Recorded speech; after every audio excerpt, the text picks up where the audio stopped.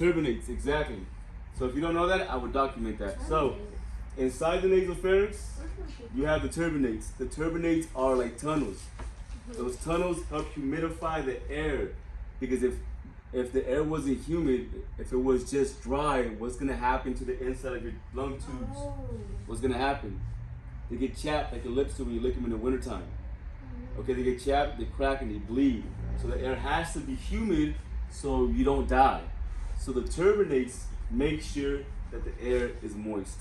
Okay, that's the job of the turbinates. What's the back of the mouth called? This section. What's the back of the mouth called? Oropharynx. Say pharynx. Oropharynx. There you go. Good. Oropharynx. All right. Nothing special right there. We get the tongue. Katria, what is the back of the throat section right here? What is this called? Marisol, what is this called? It has two names. It's the one with the E, no? Okay. Wait, the Chastity? The epiglottis. No. The epiglottis is inside of that area. The esophagus. You know, that's one of them. That's one of the names. So it has two different names, like Juan and John. Hypopharynx. Say hypo. Pharynx. Perfect. And what's the other name? Trachea. AKA Laryngopharynx. Laryngopharynx. Okay? So it's like, these are the same thing. It's like John means Juan. Don't think about it too much. Alright? Alright, so the hypopharynx, so these three are your entire upper airway. Got it? So we're done with that part. Let's focus on this right here. So we're done with the different sections. Now let's focus on the laryngopharynx, aka hypopharynx. What is the little tongue behind the big tongue called? Anybody can answer that. Little tongue behind the big tongue? Yeah, you might not know this, but you guys should know it. Epiglottis. Okay, chastity. What does the epiglottis do? You remember what the epiglottis does? The little tongue behind the big tongue? What does it do though? Yeah. Anybody? Isn't that the if you snore? It covers like the airways. So Exactly. So you have your windpipe is in front, right? Right here. And the epiglottis, whenever you chew food, that's food, when you swallow, the epiglottis goes down, covers the trachea. That way the food just slides into your esophagus in the back. Okay, so that's the job of the epiglottis. It protects your windpipe, the trachea. And then the windpipe is called the trachea. Esophagus is behind the trachea, called the esophagus. All right? Any questions? Nope? All right. So I'm going to go from here and we'll go this way. Katria, this is the lower airway right here. This is the lower airway. What is the first part of the lower airway called? Kind of already talked about it. Trachea. Good job. So after the trachea, it splits off into two tubes. What are those tubes called, Layla? Bronchi. Good. So trachea starts like right here. It starts at the laryngopharynx. It goes down to about right here. And from right here, the bronchi split, and that's when it actually goes into your actual lungs. So now we're going in the lungs, okay? So if the name gets longer, if it's a tube, I don't care if there's air in it or fluid in it, this is a rule that's going to apply across the board for any tube of any kind in the body. If the tube gets smaller, the name is gonna get longer, okay? So, Marisol, after the bronchi, it's your what? Bronchioles. Yep, good job, bronchioles. And then at the very end, now we're at the very bottom part, end of your airway system. What are the little air sacs called, Chastity? Right at the very bottom.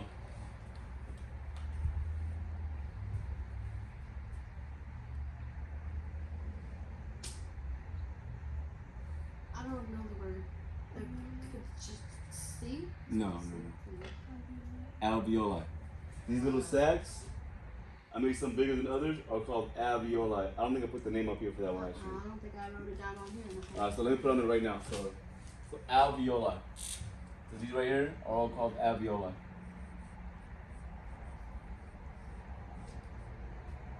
alveoli. Okay, and so do you guys remember how we breathe, how air comes in? So this is like where the air goes through. But the lungs, the airway system doesn't make the air come in. It's just the passage. It's like the cup is the cup. The cup is not gonna pour the fluid in itself, right? Something else is poured in. The cup is just a cup. The airway is just the airway. It's where the air comes through, but it doesn't make the air go through. So what makes the air come in here? Who remembers that part? It's a big old muscle that goes across the bottom of the chest. It's starting with a D, right? Diaphragm. Yeah. Diaphragm, say it. Diaphragm. Diaphragm, The exactly. diaphragm is the. So the diaphragm is attached to your spine, and it contracts down. So when it contracts down like this, it creates a vacuum, and it sucks all the air in. And what's in that air that we care about? What do we need that's in that air? Oxygen. Oxygen. All right, so air comes in, goes into your upper airway, lower airway, makes it to your alveoli. And this is where, at the alveoli, what happens at the alveoli? Gas exchange. So now we're going to start bringing the cardiovascular, the vessel system into this. Now we're going to combine two systems. This is the new stuff that I'm going to add to it right now, okay? So, around every single alveoli, you have small vessels called capillaries, okay? Imagine this is one alveoli. Around every single alveoli, you're going to have vessels that go around it, like this, okay? They just go around it. And what's going to happen is all that oxygen is going to get pushed into the vessels. They're microscopic. They're so small. The walls are so thin, they allow for molecules to go through. Like O2 is a molecule, carbon dioxide, these molecules. So that's where that gas exchange comes in. All that O2 that makes it down to the alveoli, the little air sacs, is going to get pushed into your capillaries. Capillary vessels that wrap around the alveoli. So if you're a note taker, I will take a note. If not, that's cool too. So it's all going to come in here. And then all of these capillaries will combine together like how like streets turn into on-ramps into a big highway. The body is just like the world is. The body is like a city. The city is like a body. Everything works the same way. Once you figure that out, life will be a lot easier. Trust me. Everything works the same way. Life is an equation. Okay, so it goes like this, and then what takes blood to the heart? You only have one of two options. Is it an artery or is it a vein? Isn't it? It's a vein. Vein. Vein takes blood to the heart, right? So we know that all these turn into veins because they go into the heart. And then what system is it coming from? So what system is it coming? What is the system? The lung system. There's three different ways of saying it. What's one of them? No. The system as a whole. Oh, the respiratory system. Good job. That's the main one. That's one of them. What's the other one? What's the other way of saying respiratory system? Pulmonary. So a vessel. So this is really important for the future for you guys. Vein and artery are like left and right. They are directional terms. So if it's a vein, the blood that's in that vein is going to the heart. If it's an artery, the blood is going away from the heart. The only name that's gonna come in front of it is like where is it coming from or going to. So here we know it's a vein. So think 2 more seconds. Veins take blood to the heart, all right? It's coming from the pulmonary system, therefore it's the pulmonary vein. Okay, that makes sense? Okay, and what do we have in here? What did we bring in? So what's in this blood? Oxygen, right? Good. So all that oxygen is gonna get dumped into what part of the heart? It's up there. The left atrium. Okay, remember we're on backwards line for the medical field?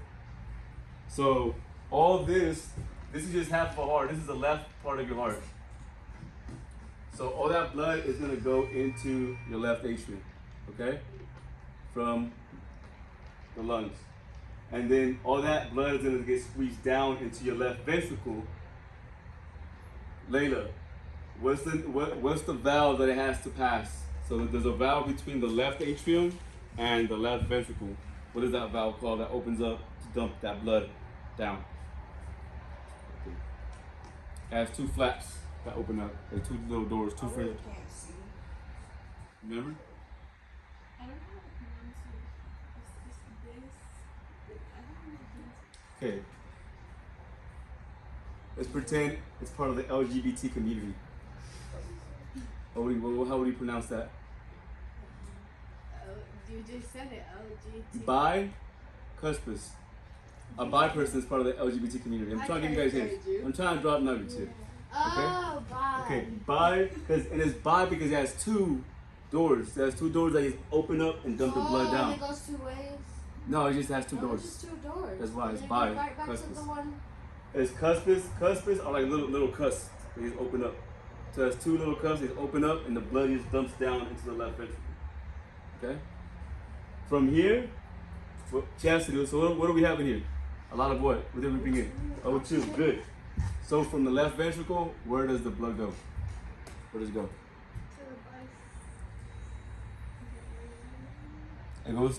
Okay, I'll take that. It goes to the aorta. Okay, it goes to the aorta, and the aorta. What happens is the aorta takes blood away from what and to what?